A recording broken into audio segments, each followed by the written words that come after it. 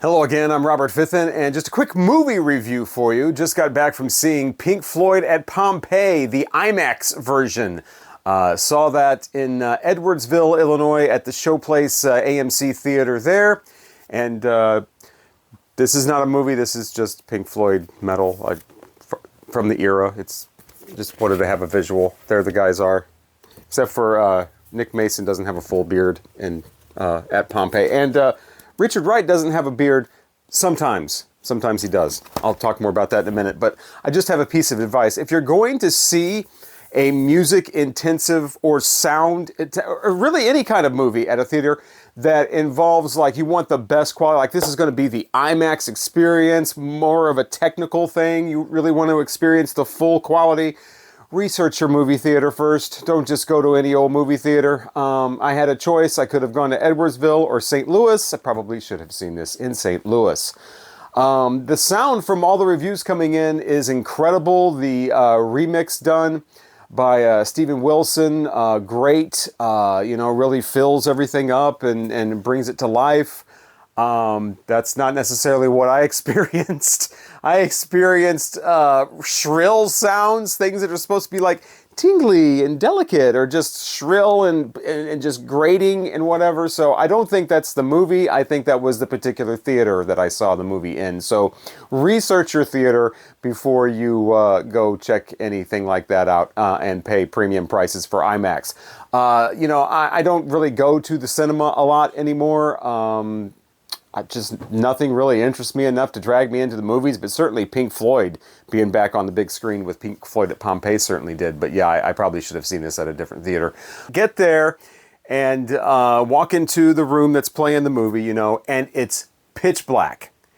And I'm not just saying pitch black as a cliche or whatever. I know what the phrase pitch black means. It was so dark you could put your hand, you do the old test, you could put your hand in front of your face, you could not see it. There were little tiny lights like towards, around the floor, up the sides. They didn't really illuminate anything. Everybody was getting out their cameras, or their flashlight on their phone or whatever and trying to find their seats or whatever.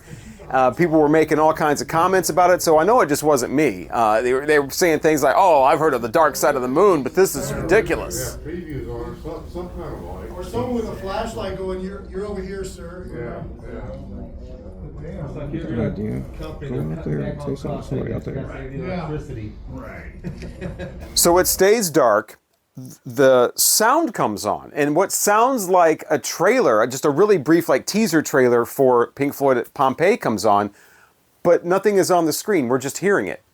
And then that goes off, and we hear some sort of like fanfare music, like maybe the cinema music or something like that for the particular brand of cinema or something. Still, no picture on the screen. The screen's completely black. And then we hear the heartbeat at the beginning of Pink Floyd at Pompeii. And this goes on for 2 minutes.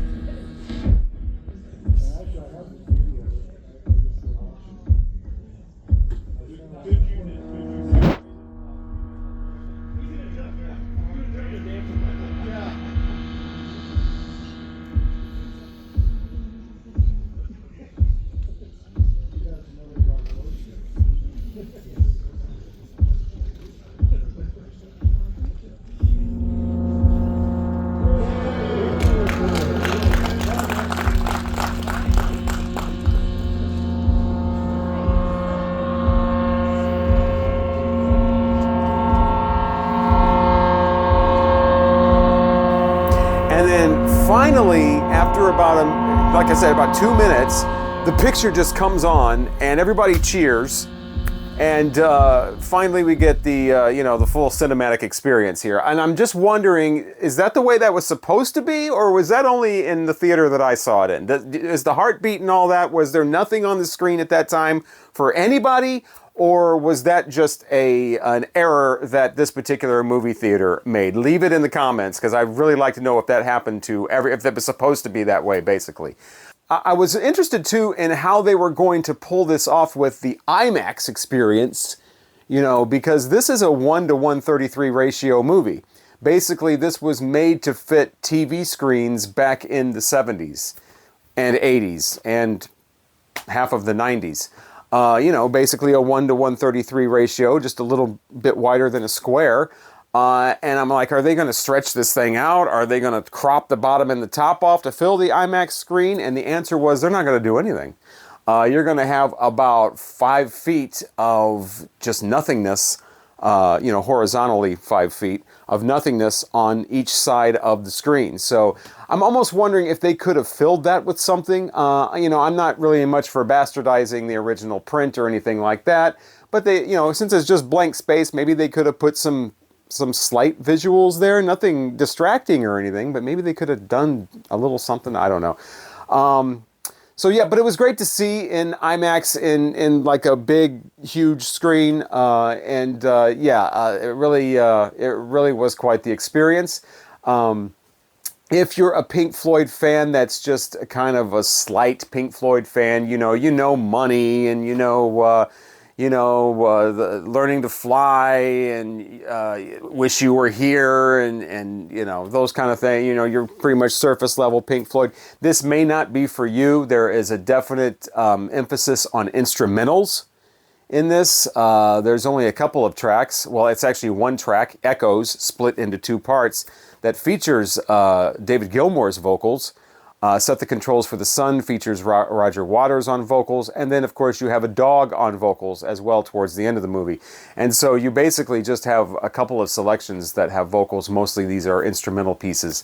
But if you're a huge Pink Floyd fan, then the instrumentals are awesome. One of These Days was my favorite part in there. I just love watching Nick Mason play the drums and just bashing away and losing a drumstick, grabbing another one, not missing a beat. That actually happens twice. It happens at the end on the second part of Echoes as well. I love that. I loved how there was so much concentration on Nick Mason and Richard Wright as well.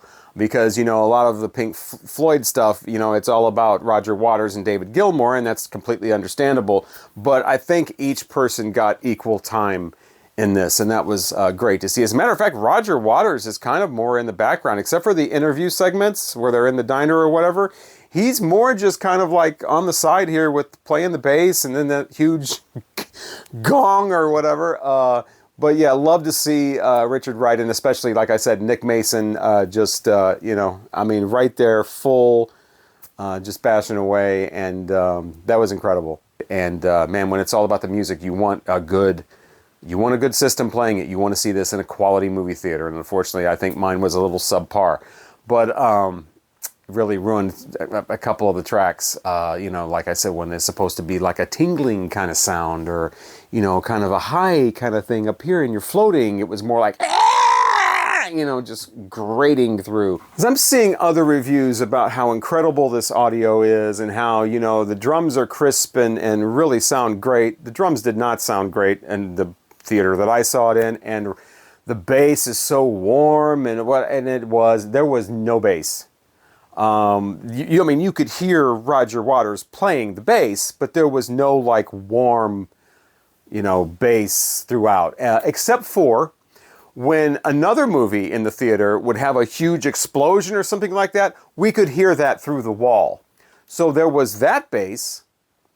But other than that, the movie itself, it's Pink Floyd at Pompeii. If you've seen it before, you know exactly what it is.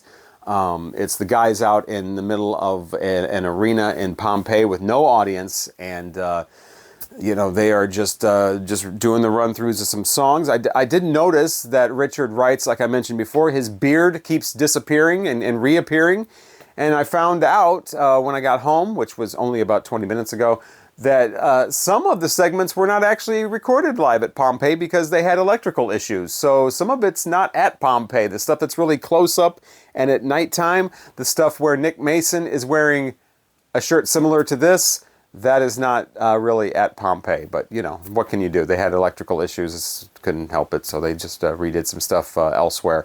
But, it would have been nice to see a little bit more of Pompeii. It's a fascinating part of the world with an incredible history, and if you don't know about Pompeii, read up on that and or check out some YouTube videos. It's absolutely fascinating. It's not just another place. I mean, it has a whole story and a whole reason why it stands out and is different from any other place in the world. But yeah, so Pink Floyd at Pompeii, I would definitely recommend. I don't know if it's going to play anymore. As far as I know, it only played last Thursday, and then today, Sunday. I don't know if it's going to come back anywhere, but I would definitely recommend it. The only caveat is to definitely do some research. Make sure you're seeing it in a quality cinema with a great sound system, because you definitely want that. And the only critique I have was, man, this was a remastered print. A lot of work was put into this to make it look great. Could we maybe have... I'm not one for changing things or, you know, removing things or, like I said, bastardizing the original print. But could we maybe have done something about the teeth? That's a big screen. Pink Floyd at Pompeii. I'm Robert Fitton, and that's my short review. I know, right? But you already know about Pink Floyd at Pompeii. I was just basically describing my own personal experience.